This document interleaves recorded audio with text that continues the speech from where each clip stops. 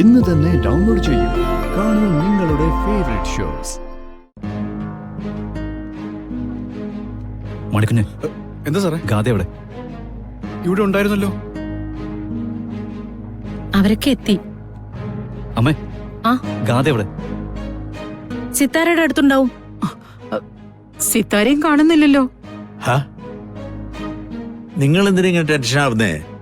കാതമോള് ചിലപ്പോ വേഷം മാറാനോ മറ്റോ പോയതായിരിക്കും.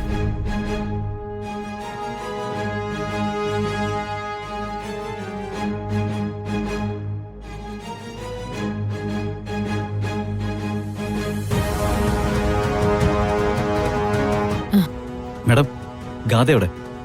ഗാഥ പോയി. പോയോ? ഇവിടെ ഇങ്ങനെ ഒരു ഫംഗ്ഷൻ നടക്കുമ്പോ ഗാഥമോൾ എങ്ങനെയാ പോകുന്നേ? എന്താ സിത്താര ഇത്? എങ്ങോട്ട് പോയി നീ പറയുന്നേ? സോറി, നമ്മൾ ഉദ്ദേശിച്ച ഫംഗ്ഷനൊക്കെ ഭംഗിയായിട്ട് നടന്നല്ലോ. മോളുടെ കൂട്ടുകാരിക്ക് ഒരു ആക്സിഡന്റ്. അവിടുന്ന് ഫോൺ വന്നപ്പോ ഗാഥ പെട്ടെന്ന് പോണെന്ന് പറഞ്ഞു. ഞാൻ കുറെ നിർബന്ധിച്ചതാ, പക്ഷെ മോള് നിന്നില്ല.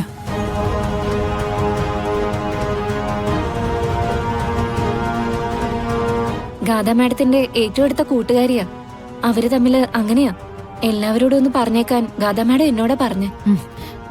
നിങ്ങളിനി മടങ്ങല്ലേ? ഞങ്ങളും ഇറങ്ങാം. ശരി എന്നാ. എന്തൊക്കെയാ നടക്കുന്നേ? ഗാഥമോൾ എവിടെയോ പോയിന്ന് പറയുക, സിത്താര എന്തൊക്കെയോ പറഞ്ഞ് നമ്മളെ ഒന്ന് യാത്രയാക്കുക പോലും ചെയ്യാതെ അതിനു പുറകെ ഇറങ്ങി പോവുക. എന്തെങ്കിലും പ്രശ്നമുണ്ടോ നവീനെ? ഇതിനിടയിൽ ഇവിടെ എന്തോ നടന്നിട്ടുണ്ടല്ലോ. എന്റെ പൊന്നച്ച, ഫംഗ്ഷൻ തുടങ്ങുന്ന സമയത്ത് ഞാൻ നോക്കുമ്പോ ഗാഥമാടത്തിന്റെ റൂം ആരോ പുറത്തൊന്ന് പൂട്ടിയിട്ടിരിക്കുകയായിരുന്നു. അയ്യോ,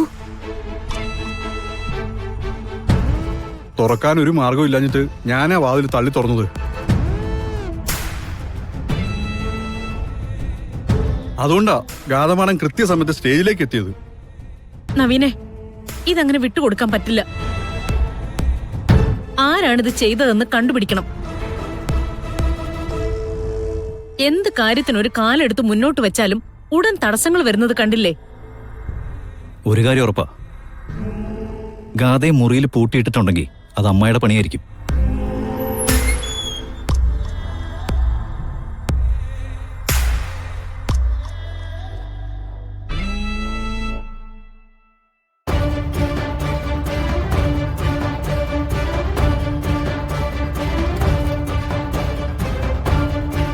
നീ നിന്റെ സ്വഭാവം കാണിച്ചു അല്ലേ നിർമ്മലേ?